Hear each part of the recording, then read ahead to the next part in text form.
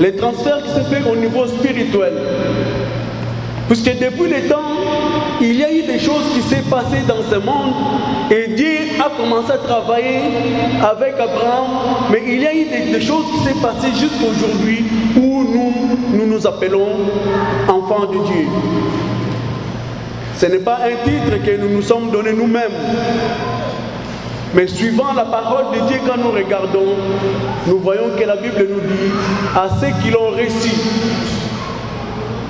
il les a donné le nom de devenir enfants de Dieu. Mais pour que nous arrivions là,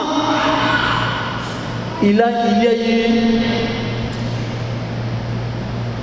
tout un cheminement.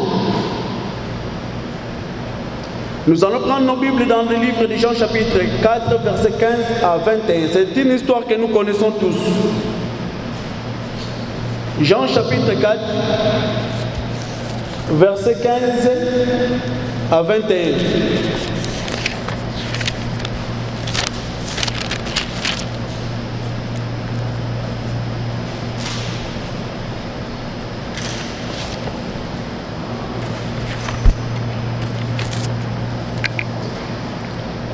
Jean chapitre 4, versets 15 à 21. La Bible nous dit ceci. La femme lui dit, Seigneur, donne-moi cette eau, afin que je n'aie plus soif et que je ne vienne plus puiser ici. Va, lui dit-il, appelle ton mari et reviens ici. La femme répondit, je n'ai pas de mari. Jésus lui dit, tu as bien fait de dire la vérité, que tu n'as pas de mari. Car tu as eu 5 maris, et celui que tu as maintenant n'est pas ton mari. En cela, tu as dit vrai. Seigneur, lui dit la femme, je vois que tu es prophète. Nos pères ont adoré sur cette montagne. Et vous dites, vous, que l'endroit où il faut adorer est à Jérusalem. Selon Deutéronome 12, 11. Femme, lui dit Jésus, crois-moi, l'heure vient où ce ne sera ni sur cette montagne, ni à Jérusalem que vous adorerez le Père. Nous connaissons bien cette histoire de la femme samaritaine. Nous connaissons comment est-ce que la femme samaritaine a fait sa rencontre avec Jésus. C'est là où a commencé l'histoire. Et même cette femme a cité, a dit, mais toi tu me dis tu veux me donner de l'eau. Mais le puits que nous puisons l'eau maintenant, là, tu n'as même pas un seau pour prendre de l'eau. Et vous voulez dire que l'eau que toi tu vas me donner est beaucoup plus meilleure que l'eau, que le puits que nos pères Jacob avait fait. La femme a cité beaucoup de versets sur Jacob, et c'est cette même femme qui a amené Jésus dans le lieu où il faut commencer à adorer. C'était un autre sujet. Mais lorsque Jésus lui a dit la vérité sur elle, que tu as eu 5 maris, et même le mari à qui tu as maintenant n'est pas ton mari, la femme dit à Jésus, je vois que tu es prophète. La femme a reconnu quelque chose de plus grand dans la vie de cet homme Jésus. Je vois que tu es prophète. Mais il a ajouté une autre chose. Il a dit, nos pères ont adoré sur la montagne. Nous Samaritains ou nous Israélites. Nos pères ont adoré sur la montagne. Mais vous, les Juifs, vous dites que l'endroit où il faut adorer le Seigneur, c'est à Jérusalem. Vous voyez, la femme a écarté vraiment les débats. Elle a amené les débats dans une autre dimension. Le débat devient maintenant l'endroit où il faut commencer à adorer.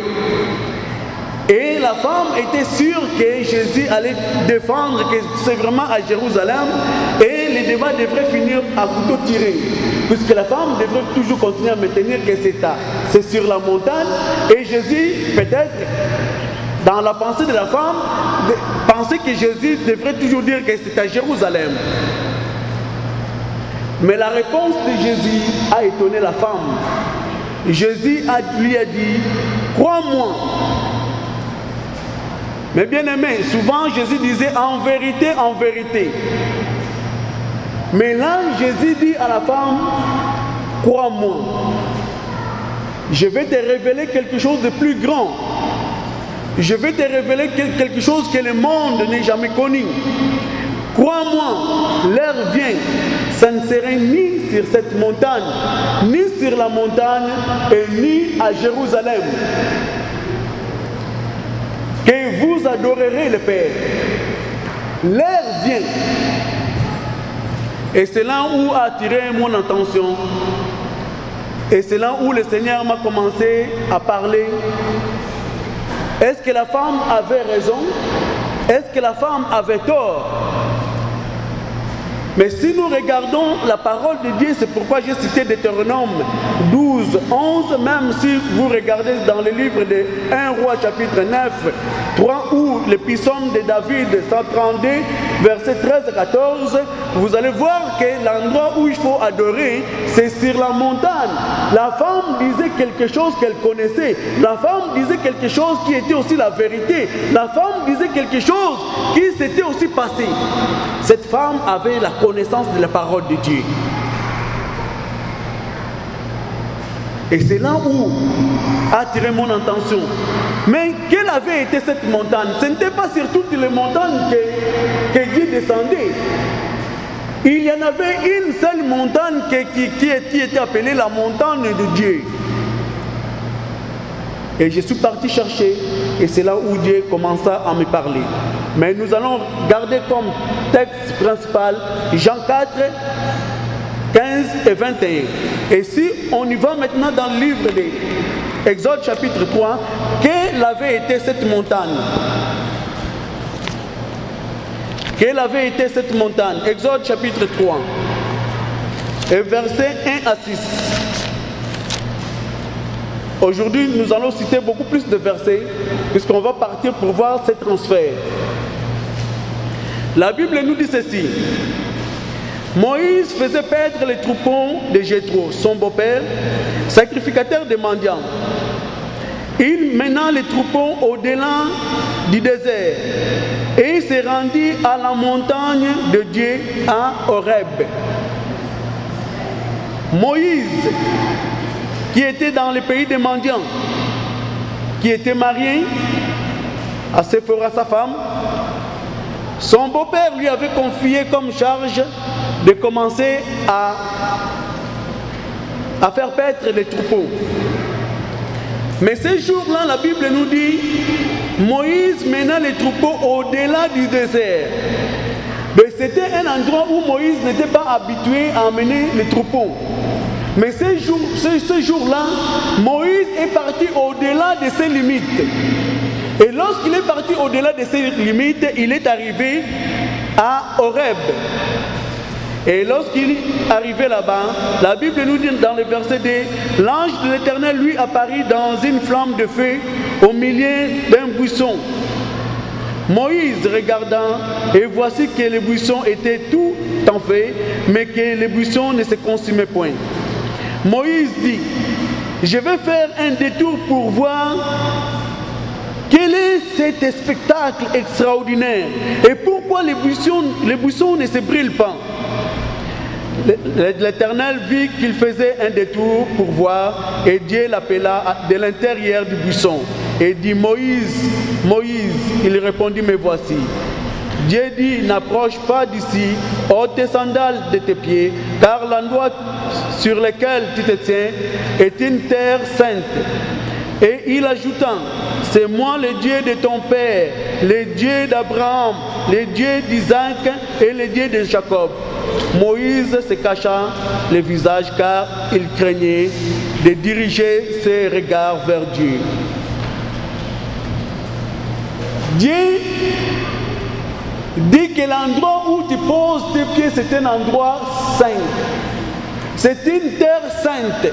C'est une montagne sainte. Je suis le Dieu de tes pères. Dieu se présenta devant Abraham. Je suis le Dieu de tes pères. Le Dieu se présenta devant Moïse. Je suis le Dieu d'Abraham, le Dieu d'Isaac et le Dieu de Jacob.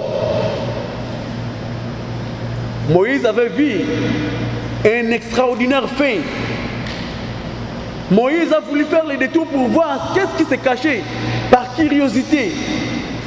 Mais la curiosité a fait que lorsqu'il avait voulu faire le détour, Dieu lui a parlé. Et c'est la première des fois qu'on nous mentionne ici que cette montagne-là était la montagne de Dieu. La Bible nous dit, appelle la montagne d'Horeb étant la montagne de Dieu. Et lorsque cette femme parlait de la montagne, il ne s'agissait pas de n'importe quelle montagne, il s'agissait de cette montagne, la montagne d'Horeb.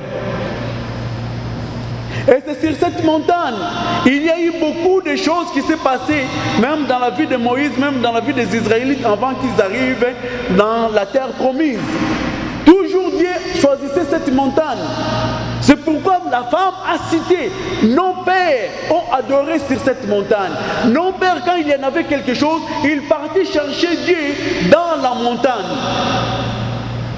En fait, quand cette femme, la Samaritaine, a eu sa rencontre avec Jésus, à ce moment-là, il y en avait eu un conflit entre les Samaritains et Juda. Les deux royaumes étaient divisés. Les Juifs considéraient les Samaritains comme des païens parce qu'il y en avait eu beaucoup de mélanges. Alors, il y a eu quelque chose, les Samaritains ou les Israéliens, et ils allaient toujours consulter Dieu sur la montagne. Ils considéraient toujours que c'est là où que Dieu continuait à leur parler. Mais bien aimés, faisons attention de faire les choses par l'habitude. Je crois que le pasteur l'a souligné tout à l'heure. Puisque Dieu peut te parler d'une autre façon, mais comme tu es habitué de faire seulement comme ça, tu as la formule de Dieu. C'est là où les choses de Dieu deviennent parfois dangereuses. C'est là où les hommes ou les femmes ne veulent plus rien savoir ou plus écouter la voix de Dieu. Parce qu'ils se sont déjà habitués que nous, quand ça arrive à telle heure, nous faisons ceci. À telle heure, nous faisons ceci. La louange doit être seulement pendant 10 minutes. Si ça dépasse, non, ça ne peut pas dépasser. Là, ça devient dangereux. Et là, on risque de commencer à passer même à côté. Parfois, Dieu voulait se manifester grandiosement à ce moment-là, mais vous coupez l'onction de Dieu. Alléluia. L'effet d'habitude. Mais désirons, jour après jour, d'aller dans la présence de Dieu et que jour après jour de découvrir ce Dieu-là. Puisque au fur et à mesure que tu t'approches de Dieu, c'est au fur et à mesure aussi que Dieu va commencer à se montrer. Au fur et à mesure que tu désires connaître Dieu, c'est au fur et à mesure que Dieu va commencer à manifester même sa grâce dans ta vie. On a tous la même grâce, mais la grâce est différente aussi d'une personne à une autre. Alléluia. Alléluia. On a la grâce principale qui est la grâce, mais celui qui s'approche plus de Dieu va commencer à voir beaucoup plus de choses par rapport à l'autre. Est-ce que Dieu ne veut pas montrer à l'autre? Non. Dieu veut que l'autre puisse commencer à s'approcher aussi comme les autres. Plus tu t'approches, plus tu vas commencer à voir la grandiosité de notre Dieu. Les buissons se brillaient, les feux étaient là. Et j'ai voulu souligner surtout l'effet aussi du feu. Dieu souvent utilisait les feux comme symbole. Et nous allons le voir lorsque le transfert va se faire. Dieu utilisait toujours les feux pour symboliser que je suis là. Ça c'est ma montagne. Et cette montagne-là qui avait le nom d'Horeb, tout le monde commençait à appeler cette montagne-là la montagne de Dieu ou la montagne sainte. Cela veut dire que cette montagne était devenue une montagne qui était différente par rapport aux autres montagnes. Puisque les gens ne partaient pas consulter Dieu dans n'importe quelle montagne, mais s'ils voulaient consulter Dieu, ils partaient toujours sur la montagne d'Horeb. Dans la même montagne, Dieu a ordonné à Moïse de frapper sur les rochers, afin qu'il y en avait eu un besoin. Mais Dieu dit, va vers cette montagne-là et frappe. Moi je vais passer, mais tu frapperas lorsque je vais passer. Et lorsque tu frapperas, lorsque tu vas frapper, l'eau va jaillir. Et là nous le voyons dans le livre d'Exode chapitre 17, versets 1 à 6. Là on est toujours sur la montagne. Exode 17, versets 1 à 6. Qu'est-ce que la Bible nous dit? Toute la communauté des Israélites partit du désert de Sin selon l'ordre de l'Éternel. Pour leur départ, ils campèrent à Rephidim. Il n'y avait point d'eau à boire pour le peuple. Alors le peuple entrant en contestation avec Moïse, ils dirent, donnez-nous de l'eau à boire. Moïse leur répondit, pourquoi entrez-vous en contestation avec moi? Pourquoi tentez-vous l'Éternel? Le peuple était là, pressé par la soif, et le peuple murmurait contre Moïse.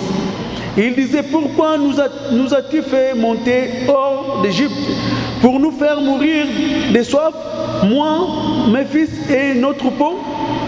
Moïse cria à l'Éternel en disant, que ferai-je pour ce peuple? Encore un peu de temps, ils me lapideront. L'Éternel dit à Moïse, passe devant le peuple et prends avec toi les anciens d'Israël. Prends aussi dans ta main ton bâton avec lequel tu as frappé le Nil, et tu t'avanceras. Mais voici, je me tiens là, devant toi sur les rochers en Horeb. Tu frapperas les rochers, il en sortira de l'eau, et le peuple boira.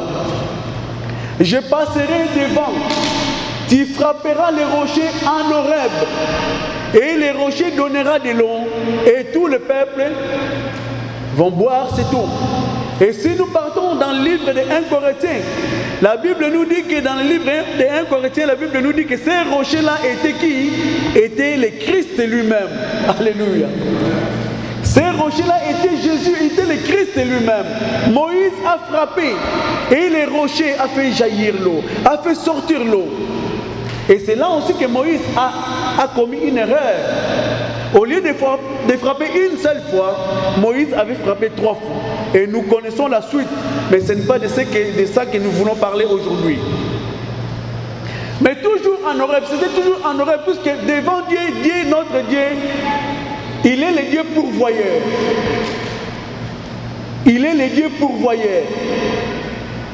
En Horeb, il n'y avait pas d'eau, il n'y avait aucune source d'eau, mais Dieu a fait sortir l'eau dans les rochers.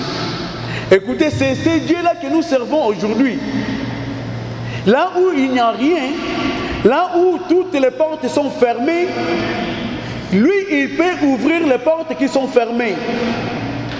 Là où les portes sont fermées dans ta vie, qui peut amener parfois la malédiction, ce Dieu-là est capable de fermer toutes ces portes-là. Il n'y avait pas d'eau, il n'y avait pas un étang, il n'y avait pas une rivière à côté, ni un lac. Mais Dieu ordonna seulement à Moïse de frapper dans la montagne sainte, de frapper sur les rochers, et le rocher a fait sortir l'eau. Mais bien aimés, saisissons les choses de Dieu telles qu'ils sont. Parfois nous disons que nous connaissons Dieu ou nous voulons servir Dieu, mais parfois nous ne saisissons pas vraiment sa parole. C'était toujours sur cette montagne-là que Dieu a donné à son peuple de l'eau. Mais si nous regardons encore, c'était toujours à Horeb que les Israélites se dépouillèrent de leur parure, de leur ornement, que Dieu a dit à ce peuple-là de se dépouiller. Là, on peut le voir dans le livre d'Exode, chapitre 33, versets 1 à 11. Mais c'est en Horeb aussi que Dieu a fait tourner son peuple pendant tout ce temps-là. Pendant les temps qu'il voulait exterminer le peuple rebelle, c'était toujours en Horeb. Mais bien aimé, Horeb symbolise une montagne sainte. Et quand nous regardons dans la Bible nous dit que c'est aussi en Horeb qu'Élie avait fait sa rencontre avec Dieu. Là, nous allons lire dans le livre de 1 Roi chapitre 19, versets 1 à 8. 1 Roi 19, 1 à 8. Nous avançons tranquillement puisque nous allons vers quelque chose. 1 Roi chapitre 19.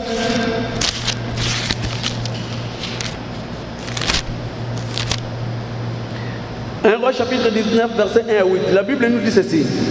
Akab rapporta à Jézabel tout ce qu'avait fait Élie et comment il avait tué par l'épée tous les prophètes. Jézabel envoya un messager à Élie pour lui dire que le Dieu me fasse ceci et qu'il ajoute encore cela. Si demain, à cette heure, je ne fais de ta vie ce que tu as fait de la vie de chacun d'eux. Élie, voyant cela, se leva et s'en alla pour sauver sa vie. Il arriva à Beersheba, qui appartient à Juda, et y laissa son jeune serviteur Élisée. Quant à lui, il alla dans le désert à une journée de marche. Il s'assit sous un genêt et demanda la mort en disant: c'en est trop, maintenant Éternel, prends ma vie, car je ne suis pas meilleur que mes pères. Il se coucha et s'endormit sous un genêt. Or voici qu'un ange le toucha et lui dit: lève-toi, mange. Il regarda et il y avait à son chevet un gâteau sur des pierres chaudes et une cruche d'eau. Il mangea et but, puis se recoucha. L'ange de l'Éternel vint une seconde fois, le toucha et dit: lève-toi, mange, car le chemin serait trop long pour toi. Il se leva, mangeant et but, avec la force que lui donna cette nourriture. Il marcha 40 jours et 40 nuits jusqu'à la montagne de Dieu à Horeb. Alléluia. Élie fuyait Jézabel. Mais pour fuir cette femme, Jézabel, qui était la femme du roi Akab, Élie a trouvé bon d'aller seulement vers la montagne de Dieu, puisque notre Dieu, c'est lui qui est notre refuge.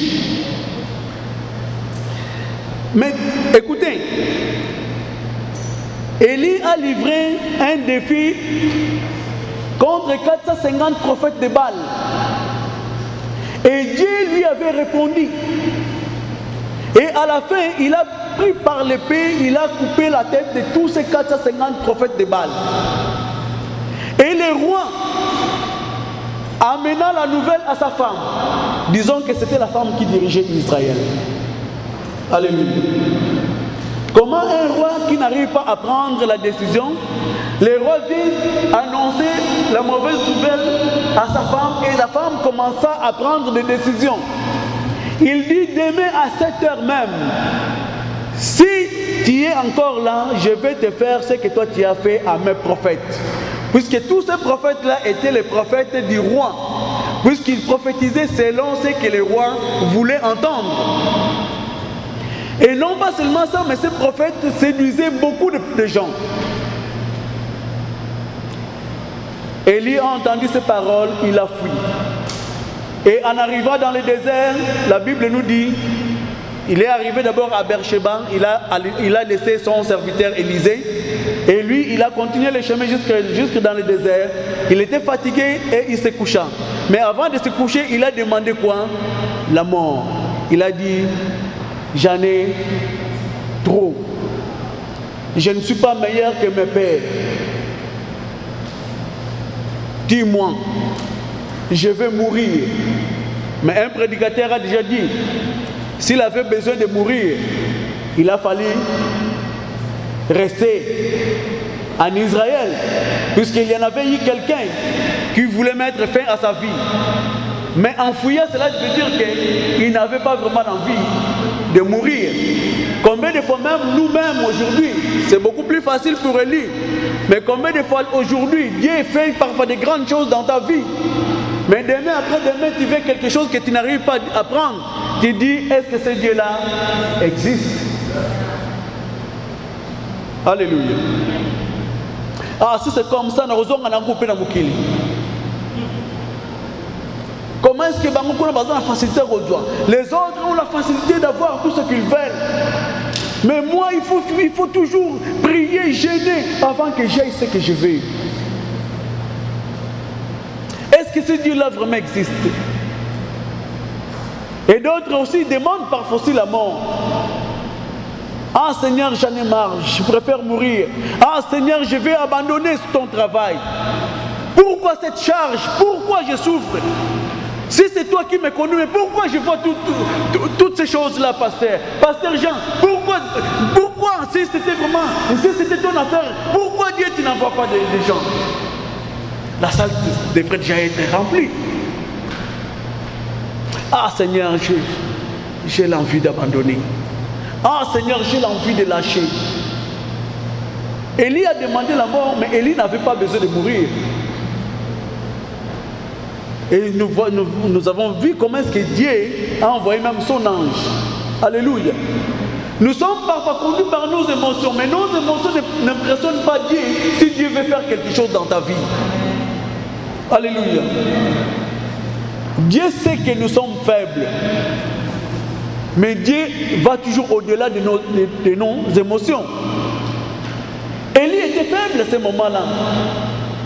Mais qui a envoyé l'ange auprès d'Élie? C'est Dieu. Après avoir demandé la mort, Dieu lui envoie un ange qui lui amena même un gâteau.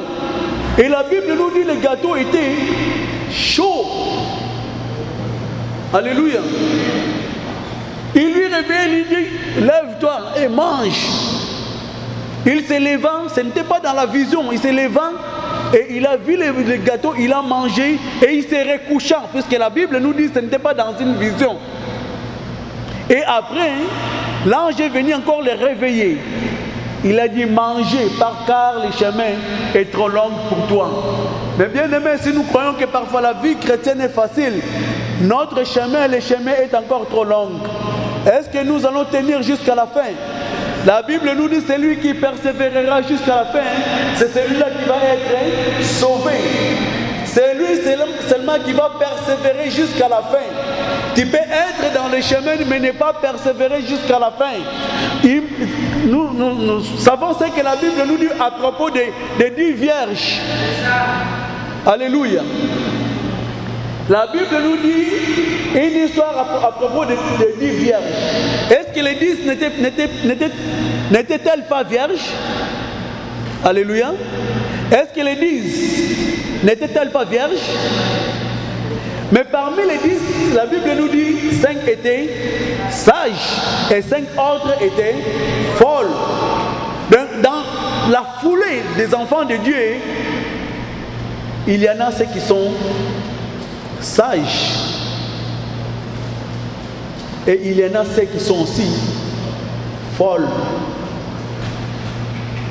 Comment on peut les distinguer? Parce que la Bible nous dit la crainte de l'Éternel est le commencement de la sagesse. Mais ceux qui sont sages, c'est ceux-là seulement qui craignent Dieu, qui marchent dans la crainte de Dieu. Ce n'est pas qu'on va venir avec un cachet pour te mettre ici, toi qui es sage. Il faudrait que la crainte de Dieu se voie dans ta vie. Alléluia. C'est seulement par la crainte qu'on peut dire que cette femme-là ou cet homme-là, oui, c'est un enfant de Dieu, mais c'est un enfant de Dieu qui est vraiment sage, puisqu'il ne marche pas selon le principe du monde, mais il marche selon le principe de la parole. Combien de fois, aujourd'hui, nous essayons de mélanger, de compromettre même notre salut. Je vais faire aussi comme eux.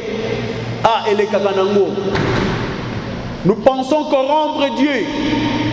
Nous pensons impressionner Dieu. Mais le Dieu que nous servons, il n'est impressionné par rien. Rien ne peut lui impressionner. Puisque tu peux avoir l'intelligence. Mais l'intelligence que tu as, c'est lui qui te l'a donné. Tu peux avoir l'argent. Mais l'argent que tu as, même pour l'avoir, c'est lui qui te donne la force pour aller travailler. Alléluia. Les hommes et les femmes se disent que j'ai beaucoup d'argent, j'ai l'or, j'ai les diamants. Mais que ce soit l'or, que ce soit les diamants ou d'autres pierres précieuses, ce sont des pierres précieuses que Dieu a créées. Alléluia. Et même Salomon a fini par dire que tout est vanité. Alléluia. A fini par dire que tout est vanité. Mais bien aimé, cet homme, Élie, est parti jusqu'à Horeb, dans la montagne de Dieu. Il est parti se cacher là-bas. Et si nous regardons, cette femme, la femme samaritaine dont on n'a pas donné son nom, avait aussi raison de dire que nos pères ont adoré sur la montagne. Et sur cette montagne-là, Dieu descendait et Dieu répondait son peuple. Alléluia. Quand il parlait avec Jésus, il parlait avec connaissance. Il parlait avec connaissance. Avant même d'arriver là-bas, il avait cité que les puits, là où elle était venue puiser l'eau, c'était les puits que leur père Jacob les avait laissés. En fait, que ce soit Jésus, étant qu'homme, que ce soit cette femme-là, la femme samaritaine, ils étaient seulement tous deux, ils étaient les fils d'Abraham. Alléluia. Puisqu'il était s'identifié par Jacob, ou par Abraham lui-même. Donc c'était un seul peuple, mais le peuple qui était divisé. Alléluia. On a vu l'histoire de la montagne. De cette femme-là n'avait pas tort de dire ça. Mais la même femme avait dit aussi que vous, juifs, vous dites que c'est à Jérusalem qu'il faut aller adorer. Mais qu'est-ce qui s'était passé pour que Jérusalem soit un endroit pour commencer à adorer Dieu?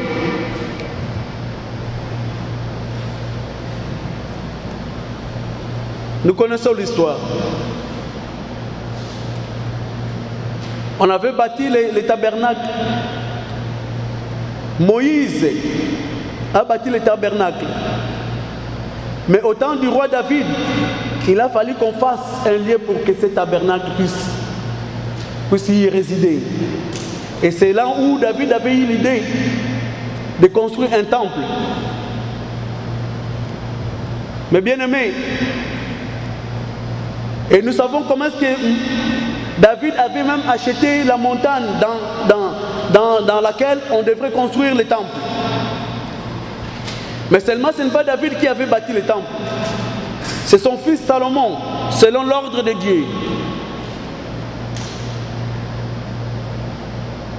Mais là où est la présence de Dieu, il y a toujours le symbole du feu. Puisque le transfert devrait se faire, que Dieu ne soit plus sur cette montagne sainte, que Dieu puisse être maintenant à Jérusalem, dans les temples. Si nous prenons nos Bibles, dans le livre des Chroniques, chapitre 6, verset 1 à 42, après avoir bâti le temple, après avoir construit le temple, la Bible nous dit que Salomon a fait une prière. Et mes bien-aimés, cette prière a pris tous ces versets. Des Chroniques chapitre 6, à partir du verset 1er jusqu'au verset 42, c'est la prière de Salomon. Mais si nous regardons, maintenant, après avoir fini de faire sa prière,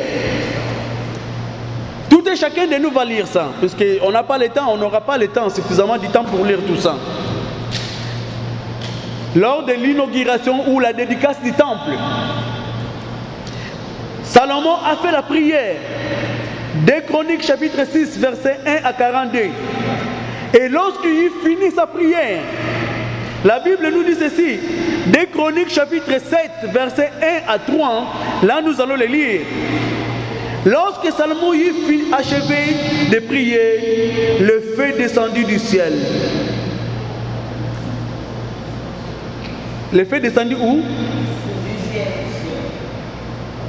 Mais est-ce que ce temple n'avait pas un toit? Le temple avait un toit. Si le feu était descendu du ciel, il a fallu que ça puisse brûler d'abord les toits. Mais les choses de Dieu, nous ne pouvons pas les prendre comme les choses du monde. Alléluia. Beaucoup de gens veulent comprendre les choses de Dieu comme nous comprenons la mathématique. Non, ça ne se passe pas comme ça. La Bible nous dit le feu descendu du ciel.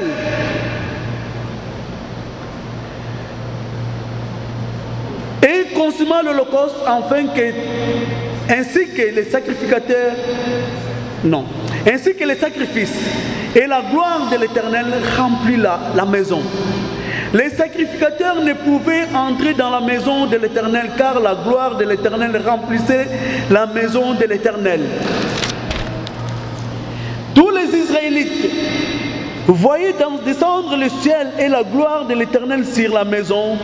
Ils s'inclinèrent le visage contre terre sur les pavés. Se prosternèrent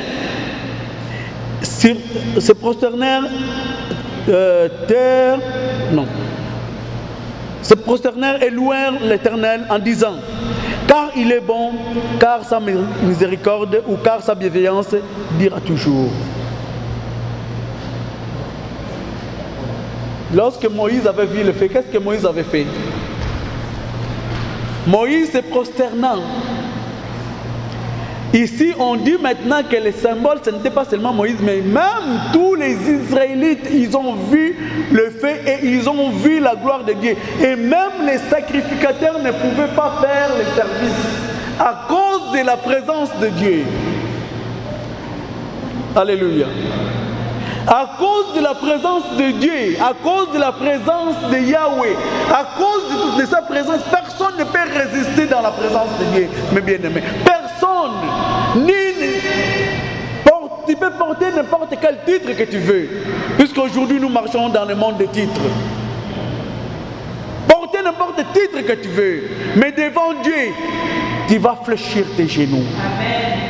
Que tu sois premier ministre, que tu sois commandant de la force canadienne, qui que tu sois, devant la présence de Dieu, tu fléchiras les genoux.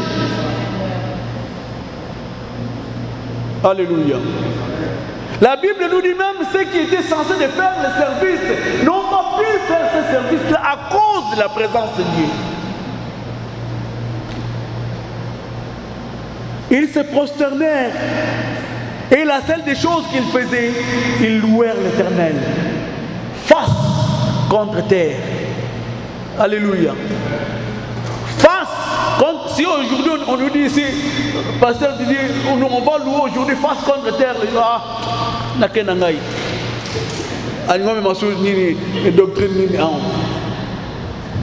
mais là, on ne les avait pas demandés. Parce que dans la présence de Dieu, on ne va pas te pousser. Tu vas faire les choses parce que la présence de Dieu est là. Si tu ne bats pas les mains, tu vas commencer à battre les mains. Parce que ton cœur est attaché avec Dieu.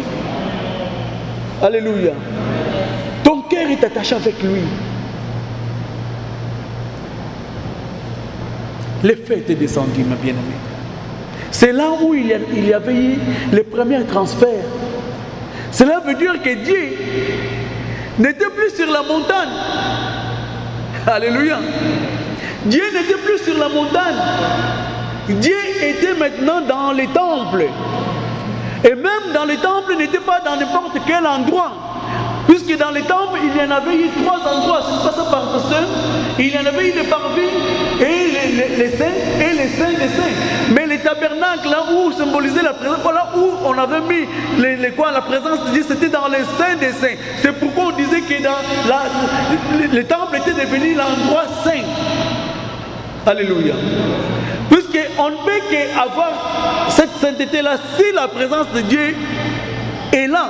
Si la présence de Dieu n'y est pas, on ne peut pas dire que cet endroit-là est saint. On disait que dans la sainte montagne de Dieu, parce que Dieu était là. Ça, c'était les premiers transferts.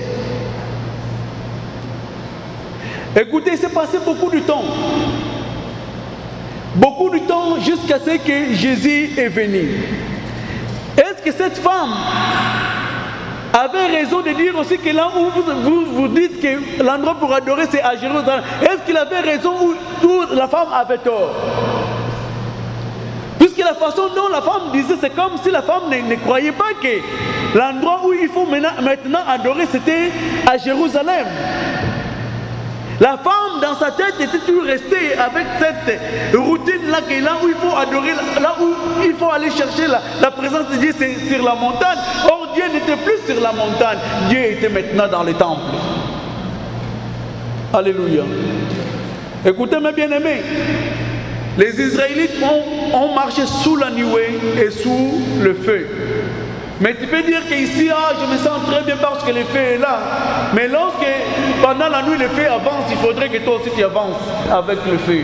Lorsque la nuée avance pendant le jour, il faudrait que toi aussi tu avances. Mais si tu restes toujours là, moi ici je suis bien vraiment, je me sens bien. Waouh, la gloire de Dieu. Mais les transferts se fait déjà, tu restes toujours là. Mais Dieu n'est plus là. Dieu n'est plus là. Alléluia. Alléluia. Les transferts. Mais il faudrait comprendre la parole de Dieu. Pour comprendre aussi toute la dimension que Dieu veut nous amener. Toutes les dimensions que Dieu veut nous enseigner. Mais bien aimés, soyons enseignables. Moi je dis, même à la maison, quand ma femme dit que on va regarder un verset, je prends tout mon temps pour l'écouter parce que tu ne sais pas qu'est-ce que ça peut sortir, qu'est-ce que Dieu peut mettre dans sa vie et sortir pour moi. Si tu dis seulement que non, moi je connais, écoutez, qu'est-ce qu'elle veut me dire encore? Tu risques aussi de passer à côté. Tu risques aussi de passer à côté. À la maison, il y a des moments parfois, ce sont les enfants qui viennent. Papa, nous allons voir, j'avais lu ma Bible, mais j'avais vu un verset dans tel livre. Lors de notre culte, on prend ces versets-là. On va partager sur ces versets-là. Puisqu'on ne sait jamais. On ne sait pas, puisque Dieu parle même dans la bouche des enfants. Alléluia. Et vous savez, il fut même un moment, Dieu a parlé dans la bouche d'un animal. Est-ce que Dieu est limité? Nous, les hommes qui sommes limités, mais Dieu n'est pas limité. Il peut utiliser tout ce qu'il veut, puisque toutes les choses que nous voyons, même celles que nous ne voyons pas, c'est lui qui les avait créées. S'il veut mettre la voix dans cette chose-là, la voix sortira. Est-ce qu'à un moment, en Israël, n'est-il pas vrai qu'un bras était sorti dans le vide et puis commençait à écrire des choses? Alléluia. Un bras était sorti dans le vide, pesé. Mais tu es plus léger. Mon pépé. Alléluia. Si Dieu veut faire des choses, il ne viendra pas nous demander conseil. Il le fera parce qu'il veut le faire. C'est à Jérusalem. La femme dit, vous les Juifs, vous dites que c'est à Jérusalem. La femme pensait que Jésus allait entrer dans la discussion ou dans ce genre de débat. Mais la réponse de Jésus, mais peut-être aussi même cette femme-là n'avait pas compris vraiment la réponse de Jésus. Puisque Puisque si Jésus avait dit non, c'est à Jérusalem, ils allaient entrer en contradiction bien ou en conflit. Non, c'est à Jérusalem, c'est sur la montagne. Non, Jésus dit, femme, crois-moi, tu as eu la grâce. Femme, Jésus disait souvent, en vérité, je vous le dis. Mais là, Jésus dit, femme, crois-moi, que l'endroit où il faut adorer, ça ne sera ni sur la montagne. Tu as raison de dire sur la montagne. Et ça ne sera ni à Jérusalem. Tu as aussi raison. Mais l'heure vient. L'heure vient. Et c'est maintenant. Parce que il a fallu qu'un autre transfert se fasse. Alléluia. Alors celui qui était l'auteur de ce transfert, lui-même avait quitté le ciel pour venir sur la terre, pour faire ce transfert. Alléluia. Et cette personne-là, nous parlons de la personne de Jésus lui-même. Et tout à l'heure, quand Pasteur a lu les textes pour ouvrir notre culte, j'ai dit, Seigneur, merci. On ne sait pas parler avec lui. J'ai dit, Seigneur, merci, puisque Seigneur, à tout le temps, à tout moment, tu nous parles. Pasteur a parlé, on a lu le texte sur Apocalypse chapitre 5, de 1 jusqu'à la fin. Mais lorsque je suis arrivé au verset 8, je suis resté figé. J'ai dit, Seigneur, merci. Mais il faudrait que nous aussi, enfants de Dieu, que nous soyons à l'écoute de Dieu. Puisqu'il est le Dieu qui nous parle toujours. D'autres personnes diront que Dieu ne me parle pas. Mais Dieu parle toujours. Il parle toujours à ses créatures. Que ceux qui le connaissent, même ceux qui ne le connaissent pas, Dieu parle. La seule différence, ceux qui ne le connaissent pas, ils ont la difficulté d'écouter la voix de Dieu. Alléluia. C'est la voix de l'ennemi qui parle beaucoup plus fort et ils ont la facilité d'écouter la voix de l'ennemi. Mais ceux qui ont donné leur vie à Jésus, comme ils ont déjà crucifié leur corps et que le corps n'a plus beaucoup d'influence dans leur vie, le corps est devenu faible, mais l'esprit a grandi. C'est à ce moment-là qu'on a la facilité parfois d'entendre la voix de Dieu lorsqu'il nous parle. Parfois on peut être aussi distrait.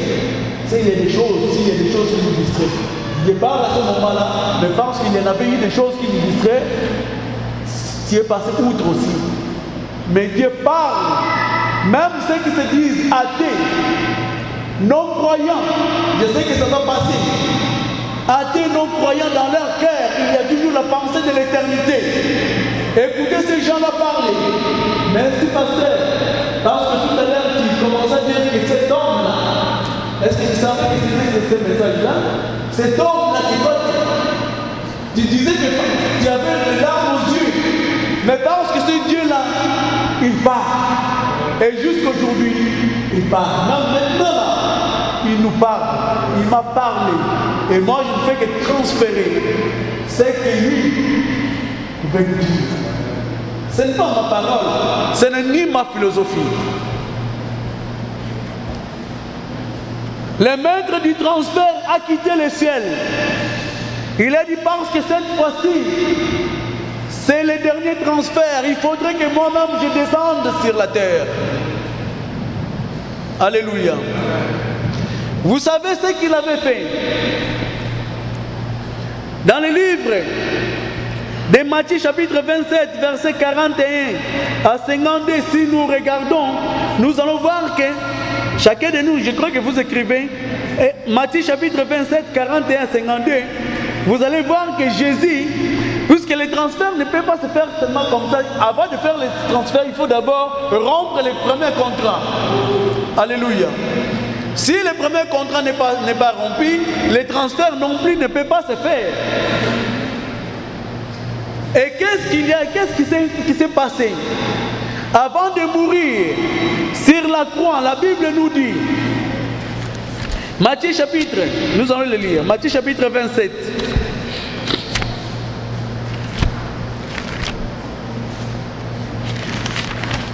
Matthieu 27, versets 41 à 42.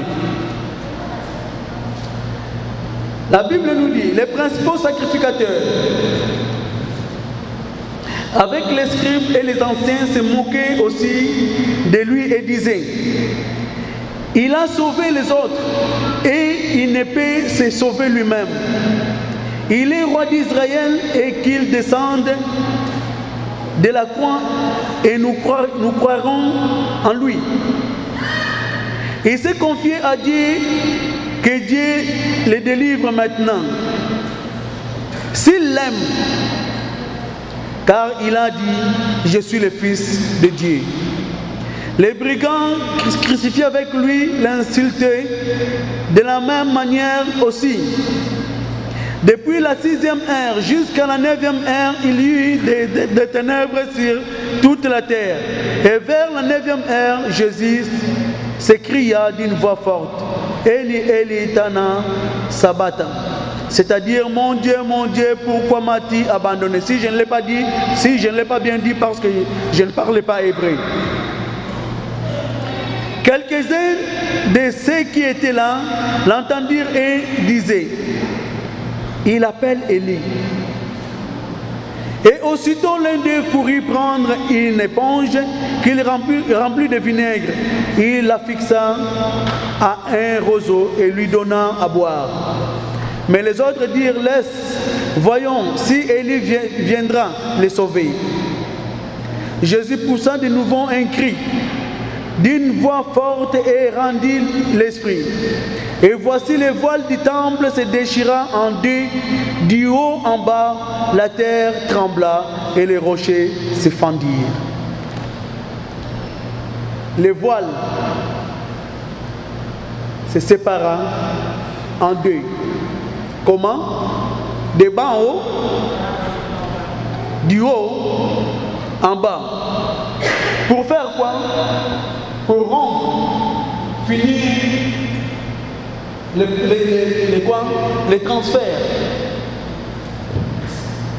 Puisque cet endroit-là qui était inaccessible, que personne ne pouvait regarder, même les principaux sacrificateurs qui entraient une fois par an. Il faudrait d'abord, avant d'entrer là-bas, qu'ils fassent d'abord des sacrifices.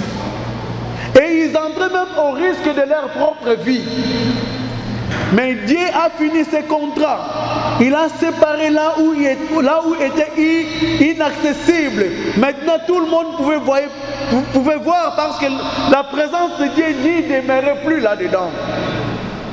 La présence de Dieu n'y était plus. Les principaux sacrificateurs qui se moquaient de lui lorsqu'ils sont rentrés dans le temple, ils ont vu que l'inaccessible est devenu accessible. Alléluia. Le contrat est fini. Le contrat est fini et il a fallu qu'il fasse maintenant le transfert. Mais bien aimé, et les transferts, Jésus l'a fait. Regardons dans le livre des Actes chapitre 1, versets 4 à 9. On est presque, on va finir. Actes chapitre 4, verset 1. Actes chapitre 1, verset 4 à 9. Qu'est-ce que la Bible nous dit? Et n'oublions pas cet aspect-là. À tout moment que les transferts se faisaient, il y avait toujours quoi? Le feu. Alléluia. N'oublions pas cet aspect-là. Sans le feu, c'est qu'il n'y a pas les transferts. Actes des Apôtres, chapitre 1, versets 4 à 9. La Bible nous dit ceci. il se trouvait avec eux, il leur recommanda de ne pas s'éloigner de Jérusalem, mais d'attendre la promesse du Père dont leur dit-il, vous m'avez entendu parler. Car Jean a baptisé d'eau, mais vous, dans peu de jours, vous serez baptisés d'Esprit Saint. Et donc, réunis demandèrent, Seigneur, est-ce qu'à ce temps que tu rétabliras le royaume pour Israël? Il leur répondit, ce n'est pas à vous de connaître le temps ou le moment que le Père a fixé de sa propre autorité. Mais vous recevrez une puissance, celle du Saint-Esprit survenant sur vous, et vous serez mes témoins à Jérusalem, dans toute la Judée et dans la Samarie, et jusqu'aux extrémités de la terre. 9. Après avoir dit cela, il fut élevé pendant qu'il les regardait, et la nuée les déroba de leurs yeux. Il a donné les dernières instructions. Est-ce que le transfert se fait? Non. Il est retourné, encore dans le ciel. Le transfert ne s'est pas fait, mais il les a recommandés quoi? De retourner à Jérusalem et de rester tous ensemble. Actes des Apôtres, chapitre 2, verset 1 à 4, à 6. Parce qu'ils étaient restés dans la chambre haute pendant 10 jours. Lorsque le jour de la Pentecôte arriva, ils étaient tous ensemble dans le même lieu. Tout à coup, 20 août. Tout à coup, 20 août. Je crois que vous lisez avec moi. Tout à coup, 20 août. 20 août. Tout à coup, 20 du ciel. Les feux qui étaient descendus dans les tables étaient venus d'où? Du ciel. Moïse, lorsqu'il avait entendu, lorsqu'il avait vu les buissons, c'était quoi les feux qui venaient du ciel, qui brillaient les buissons, mais les buissons ne se brillaient pas. La Bible nous dit, ils sont restés ensemble tout à coup. Tout à coup, il vint du ciel un bruit comme celui d'un souffle violent qui remplit toute la maison où ils étaient assis. Des langues qui semblaient de feu. Alléluia. Des langues qui semblaient de feu et qui se séparaient les uns des autres leur apparurent.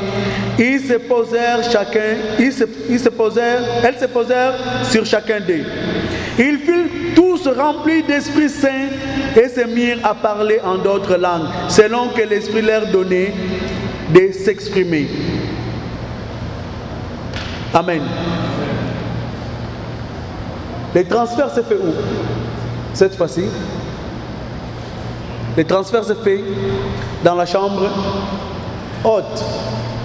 Le Saint-Esprit, qui n'avait pas comme habitation les hommes et les femmes, le Saint-Esprit est venu et il est venu se poser, non pas seulement se poser, mais habiter dans le corps humain. Donc cela veut dire quoi? Si la montagne, on appelait cette montagne la montagne de Dieu ou la montagne sainte, et à Jérusalem, les lieux où le tabernacle était, c'était les lieux qu'on appelait les saints des saints. Cela veut dire que le Saint-Esprit qui est venu maintenant pour habiter dans l'homme, ces hommes-là sont devenus, ces hommes et des femmes sont devenus quoi? Des saints et des saintes. Alléluia. Alléluia. Mais si vous avez suivi les informations cette semaine, on parle de la canonisation du pape 23, pape Jean-Paul 23 et pape Jean-Paul II. Jean 23, merci. Pape Jean 23 et pape Jean-Paul II. La canonisation, c'est quoi? C'est là où lorsqu'ils vont, il faut que ça passe d'abord à une élection. Et après, lorsqu'on voit même des miracles qu'ils ont fait pendant leur vie sur la terre, après on va les déclarer. Dis-moi, où est l'erreur?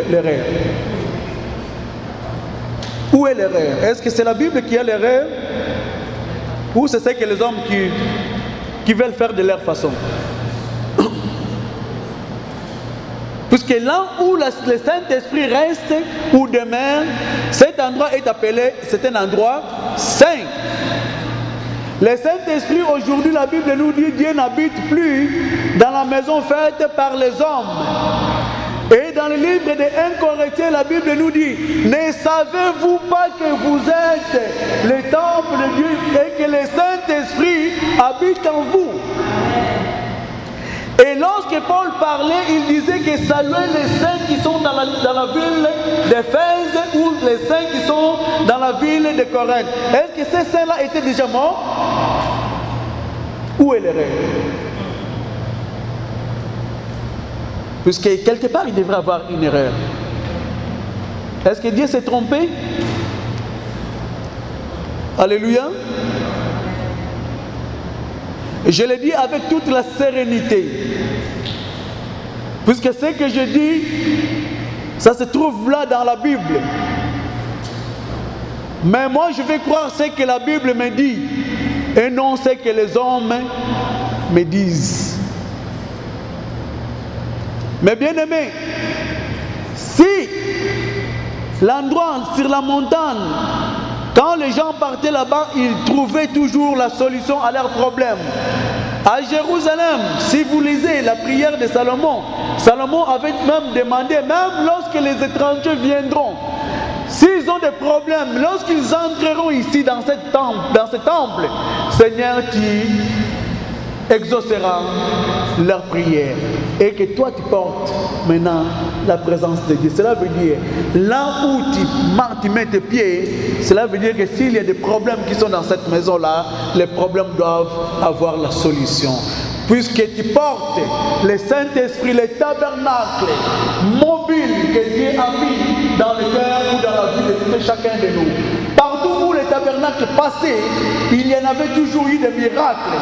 Mais bien aimé, c'est lui qui avait lui qui avait voulu faire un bon geste de sauver le tabernacle qui voulait tomber en posant sa main. Puisqu'il n'était pas supposé de toucher le tabernacle, il était tombé et réellement. Mais bien aimé, est-ce que le Saint-Esprit est vraiment avec nous? Et est-ce que le Saint-Esprit est en nous? Est-ce que nous marchons vraiment avec le Saint-Esprit? Puisque le transfert, c'était déjà fait. Alléluia. Alléluia. Alléluia. Oui, nous attendons tous le royaume de Dieu. Nous attendons tous le royaume de Dieu, mes bien-aimés. Jésus avait dit, je m'en vais vous préparer une place. Mais si quelqu'un te dit que je m'en vais pour te préparer une place, cela veut dire que cette personne-là reviendra pour te chercher. Alléluia. Si cela n'est pas le cas, il n'allait pas nous donner cette promesse-là que je m'en vais pour vous préparer une place. Mais il y a aussi vraiment cette place-là que Jésus était parti préparer. Et c'est là où nous allons finir, dans le livre de Apocalypse chapitre 21. Et nous allons finir par là, chapitre 21, verset 1 à 9. C'est le dernier verset que Dieu avait mis dans mon cœur. Apocalypse chapitre 21, verset 1 à 9. La Bible nous dit ceci. Je vis un nouveau ciel et une nouvelle terre. Car le premier ciel et la première terre avaient disparu et la mer n'y était plus. Et je vis descendre du ciel d'auprès de Dieu la ville sainte, la nouvelle Jérusalem, prête comme une épouse qui s'est parée pour son époux.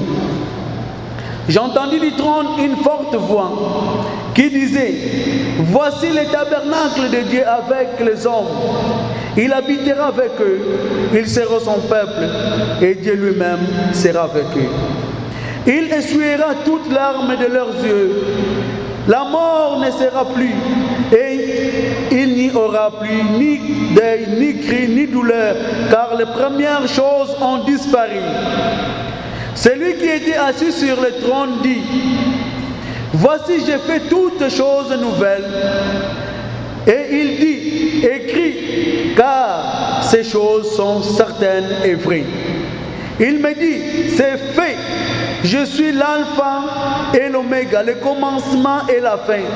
À celui qui a soif, je donnerai de la source de l'eau de la vie gratuitement. Tel sera l'héritage du vainqueur. Je serai son Dieu et il sera mon fils. Mais pour les lâches, les incrédules, les abominables, les meurtriers, les débauchés, les magiciens, les idolâtres et tous les menteurs, leur part sera dans les temps brûlants du feu et de souffle. C'est la seconde mort.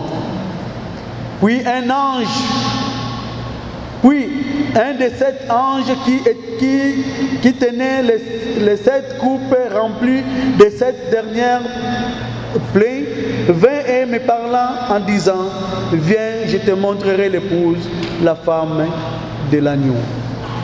Alléluia. Alléluia. Alléluia. Est-ce que si Jésus descendait maintenant, on aime souvent dire que demain, ou lorsque je vais sortir, mais s'il venait de maintenant là, la question est celle-ci. Est-ce que je suis prêt? Puisque je n'ai pas voulu dire est-ce que vous êtes prêts ou nous sommes prêts. Je vais personnifier cela. Est-ce que je suis prêt à aller avec lui?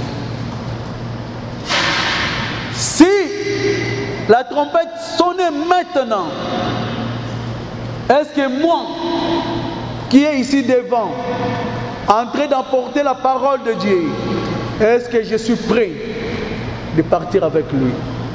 Si je ne suis pas prêt, cela veut dire que tout ce que je fais là ne sont que des fantaisies. Et tout ce qui est fantaisie n'est que faux. Alléluia. Il y a l'or, il y a aussi les faux bijoux qu'on a mis de fantaisie ou de poussière d'or. Mais dans l'intérieur, il n'y a pas l'or. Alléluia. Si ce n'est pas le cas, cela veut dire que je ne suis qu'un humoriste. Je ne suis qu'un comédien. Je ne fais que jouer le rôle de quelqu'un que je vis. Donc cela veut dire que je ne suis pas vrai. Puisque les comédiens ne sont pas vrais. Dans les films, lorsqu'on les regarde, d'autres comédiens, ils entrent vraiment dans leur rôle. Tu peux penser vraiment que c'est lui qui avait vécu cette histoire. Mais non, ce n'est pas lui, parce que lui ne fait que jouer un rôle. Et aujourd'hui, dommage, plusieurs enfants de Dieu, portant le nom des enfants de Dieu, ne font que jouer le rôle des enfants de Dieu. Mais dans le fond d'eux, la profondeur n'y est pas. C'est pourquoi nous voyons la confusion même dans l'Église. Que le nom du Seigneur soit glorifié. Amen.